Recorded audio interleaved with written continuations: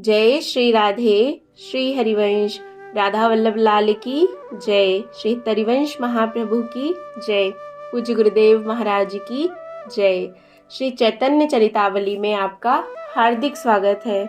हम महाप्रभु का बचपन श्रवण कर रहे हैं, बाल्य लीलाएं उनकी श्रवण कर रहे हैं। आज हम श्रवण करेंगे व्रत बंध। तो इस अध्याय में हमें बहुत कुछ अच्छा श्रवण करने को मिलेगा, लेकिन इसे शुरू करने से पहले एक बार महाप्रभु के प्राणों से प्यारे नाम को गा लेते हैं। मेरे साथ साथ आप भी गाइए। हरे कृष्ण कृष्ण कृष्ण हरे हरे, हरे राम राम राम हरे हरे। जय श्री राधे। श्री हरिवंश। तो चलिए शुरू करते हैं। व्रत बंध। जन्मना जायते शूद्रः संस्काराद् द्विज उच्यते, वेद पाठी भवेद विप्रः ब्रह्म जानाति ब्राह्मणः। जय जय। क्या अर्थ है इसका? इसका अर्थ है कि जन्म काल से बालक शूद्र तुल्य ही होता है। संस्कार होने से उसकी द्विज संज्ञा होती है। जो निरंतर वेदों का ही अध्ययन अध्यापन कराते रहते हैं, इससे वे विप्र कहलाते हैं। और जिसे ब्रह्म का साक्षात्कार हो गया, वही असल में ब्राह्मण है। जय हो, जय हो। संस्कार ही जीवन पथ के परिचायक चिन्ह हैं। जैसे संस्कार होंगे, उन्हीं के अनुसार जीवन आगे बढ़ेगा। संयम और नियम ही उन्नति के साधन है। पूज्यपाद महर्षियों ने संयम के ही सिद्धांतों पर वर्णाश्रम धर्म का प्रसार किया और उनके लिए पृथक पृथक विधान बनाए। द्विजातियों के लिए 16 संस्कारों की आज्ञा दी। गर्भाधान से लेकर मृत्यु अथवा संन्यास पर्यंत सभी संस्कारों की एक विशेष विधि का निर्माण किया, जिनसे चित्त पर प्रभाव पड़े और मनुष्य जीवन उज्जवल बन सके। द्विजातियों का वेदारंभ और उपवीत संस्कार यही प्रधान संस्कार समझा जाता है। असल में यज्ञोपवीत संस्कार होने पर ही बालक के ऊपर वैदिक कर्म लागू होते हैं। इसीलिए इसे व्रत बंध संस्कार भी कहते हैं। पूर्व काल में बच्चा जब पढ़ने के योग्य हो जाता था, तो उसे सद्गुरु के आश्रम में ले जाते थे। गुरु उसे ग्रहण करके शौच, आचार और वेद की शिक्षा देते थे। बस इसी को उपनयन संस्कार कहते थे। विद्या समाप्त होने पर गुरु की आज्ञा से शिष्य जब घर को लौटता था, तो उसे समावर्तन संस्कार कहते थे। ये तीनों संस्कार आज भी नाम मात्र को होते तो हैं, किंतु इन तीनों का अभिनय एक ही दिन में करा दिया जाता है। यह विकृत संस्कार आज भी हमारी महत्ता का स्मरण दिलाता है। आज निमाई का यज्ञोपवीत संस्कार होगा। घर में विवाह शादी की तैयारियां हो रही हैं। मिश्र जी ने अपने शक्ति के अनुसार इस संस्कार को खूब धूमधाम से कराने का निश्चय किया है। घर के आंगन में एक मंडप बनाया गया है। उसमें एक और विद्वान ब्राह्मण बैठे हुए हैं। उनके पीछे मिश्र जी के संबंधी और स्नेही बैठे हैं। सामने स्त्रियां बैठी हैं, जो भांति भांति के मंगल गीत गा रही हैं। द्वार पर बाजे बज रहे हैं। चारों ओर खूब चहल पहल दिखाई पड़ती है।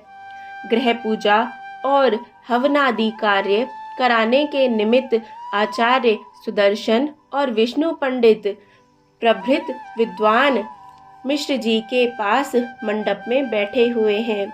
यथा समय शौर कराकर निमाई मंडप में बुलाए गए। उनका सिर घुटा हुआ था। आचार्य ने उन्हें अपने हाथों में ब्रह्मचारियों के से पीत वस्त्र पहनाए, पीले वस्त्र की लंगोटी पहनाई, ओढ़ने को मृग चर्म दिया और हाथ में बड़ा सा एक पलास का दंड दिया। अब निमाई पूरे ब्रह्मचारी बन गए और गौर वर्ण के उज्जवल शरीर पर पीत वस्त्र बड़े ही भले मालूम पड़ते थे। पिता के पास बैठकर इन्होंने समिधा दान किया, अग्नि में आहुति दी और यज्ञोपवीत धारण किया। मिश्र जी ने एक वस्त्र की आड़ करके इनके कान में वेद माता सावित्री अथवा गायत्री मंत्र का उपदेश दिया। मंत्र के श्रवण मात्र से ये भाव में निमग्न हो गए। मंत्र सुनते ही इन्होंने एक बड़े जोर की हुंकार मारी और साथ ही अचेत होकर पृथ्वी पर गिर पड़े।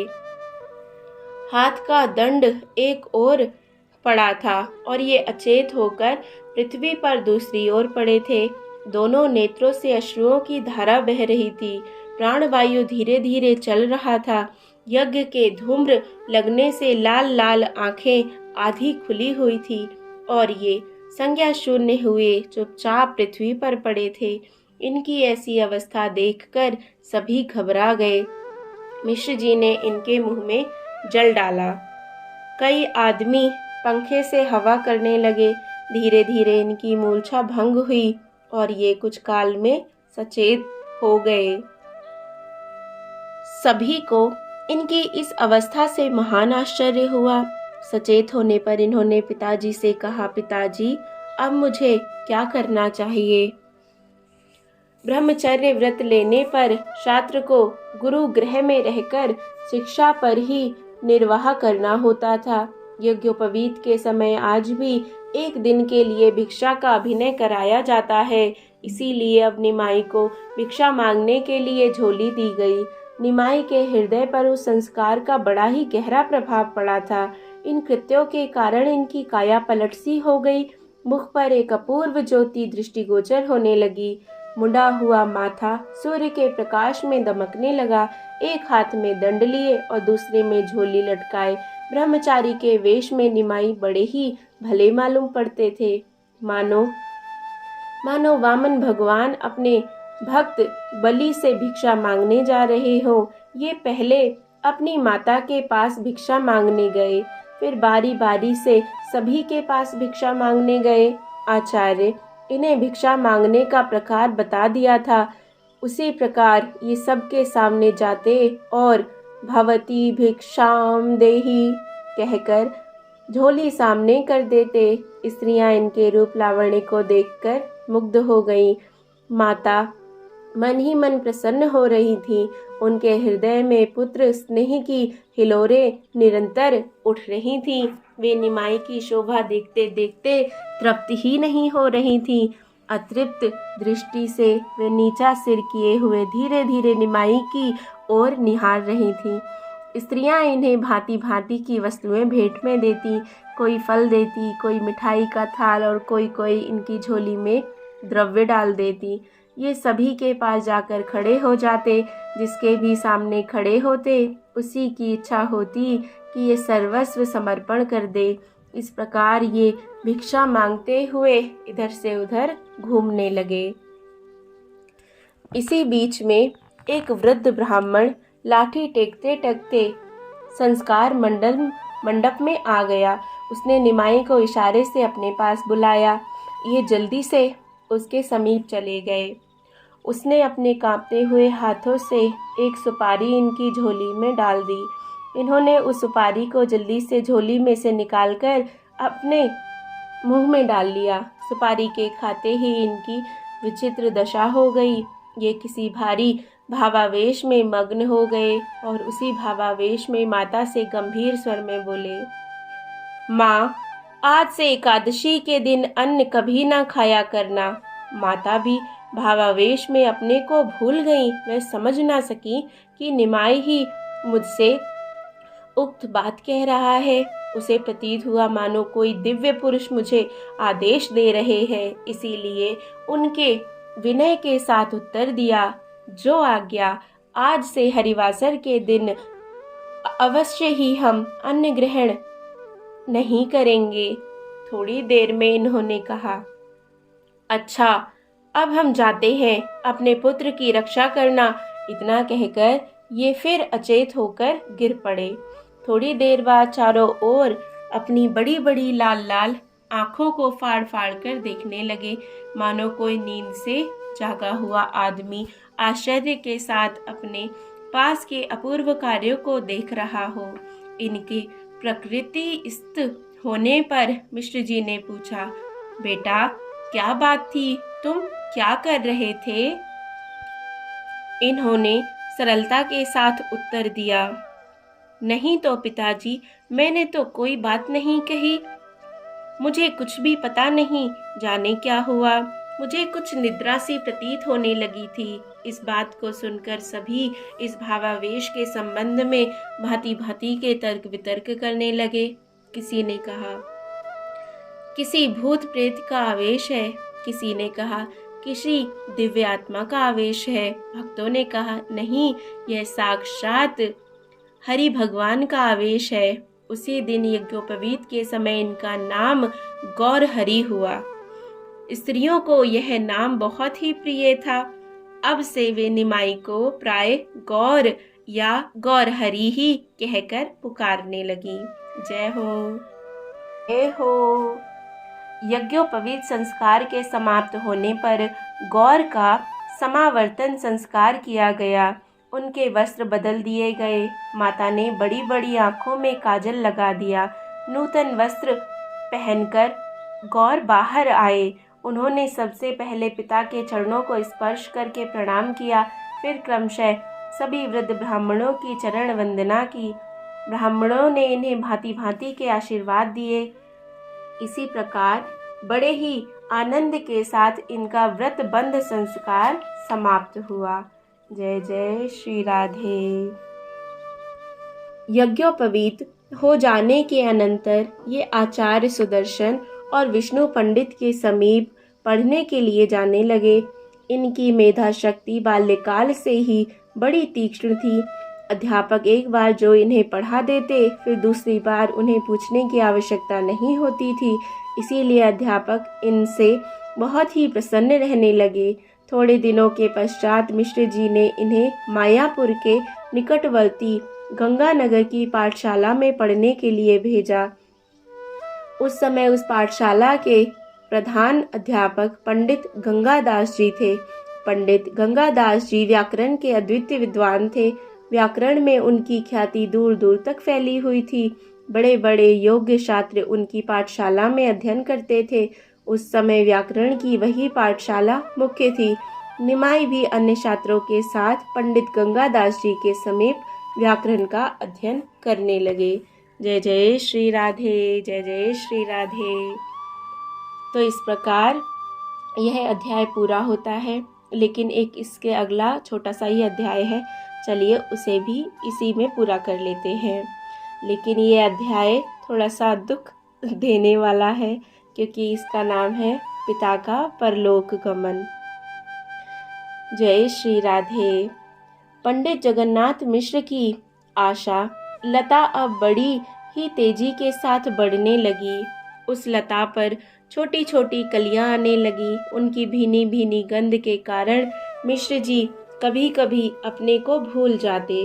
वे सोचने लगते, भगवान मेरी चिराभिलाषित आशा को अब शीघ्र ही पूर्ण करेंगे।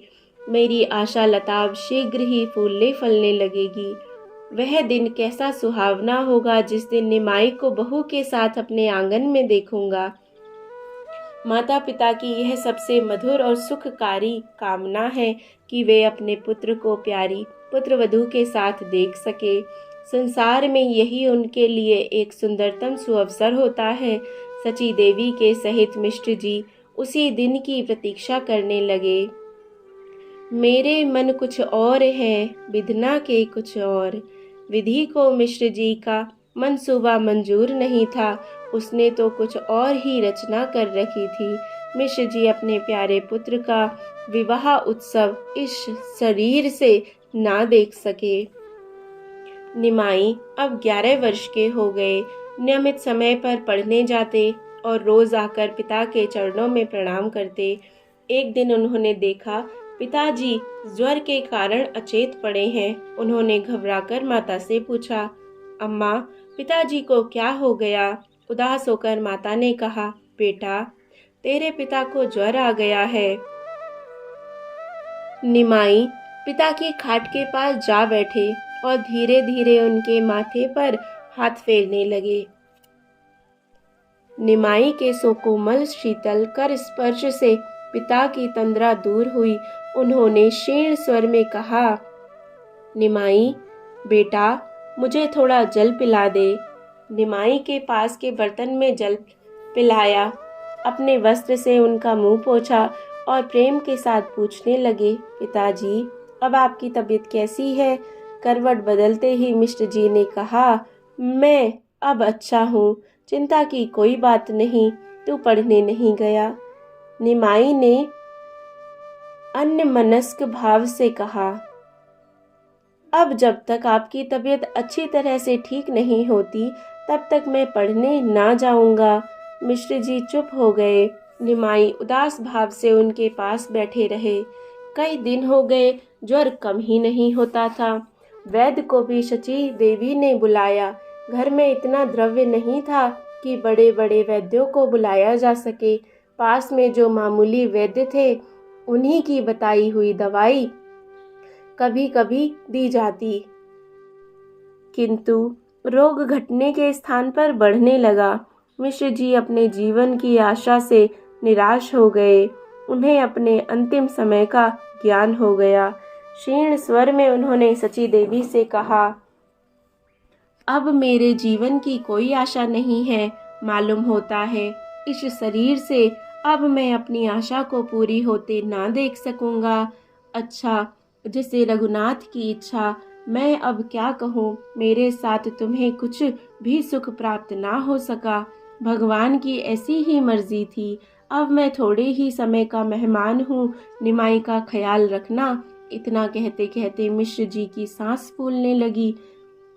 आगे वे कुछ भी ना कह सके और चुप होकर लंबी लंबी सांस लेने लगे। सची देवी फूट फूट कर रोने लगी।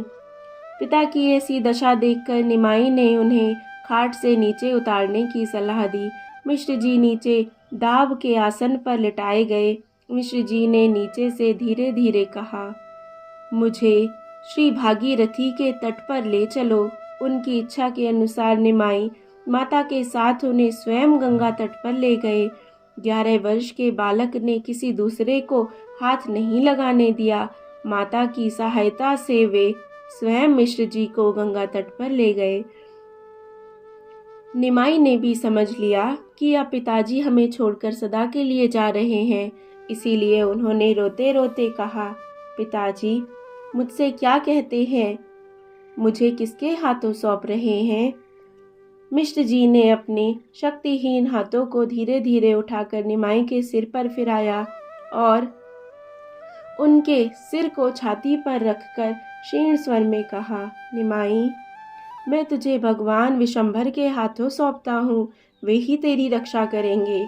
यह कहते कहते मिश्र जी ने पूर्ण तोया भगवती भागीरथी की गोद में अपना यह नश्वर शरीर त्याग दिया। निमाई और सची देवी चीत्कार करने लगे। सगे संबंधियों ने उन्हें धैर्य धारण कराया। यथाविधि निमाई ने अपने पिता की अंत्येष्टि क्रिया की। पिता के परलोक गमन से उन्हें बहुत दुख हुआ। माता को तो चारों ओर अंधकार ही अंधकार प्रतीत होने लगा। उन्हें मिश्र जी की असामयिक मृत्यु से बड़ा दुख हुआ। घर में कोई दूसरा नहीं था, इसीलिए गौर ने ही माता को धैर्य धारण कराया। उन्होंने माता से कहा, अम्मा, भाग्य को कौन मेट सकता है? मृत्यु तो एक ना एक दिन सभी की होनी है। हमारे भाग्य में इतने ही दिन पिताजी का साथ बंधा था, अब वे हमें छोड़कर चले गए। तुम इतनी दुखी मत हो। तुम्हें दुखी देखकर मेरा कलेजा फटने लगता है। मैं हर तरह से तुम्हारी सेवा करने को तैयार हूँ। निमाई के समझाने पर माता ने धैर्य धारण किया और अपने शोक को छिपाया। जय जय श्री राधे। तो इस प्रकार यह अध्याय विराम लेता है। अब इसके आगे हम अगले बार सुनेंगे। जय जय श्री राधे। श्री चैतन्य महाप्रभु की जय। जय श्री राधे।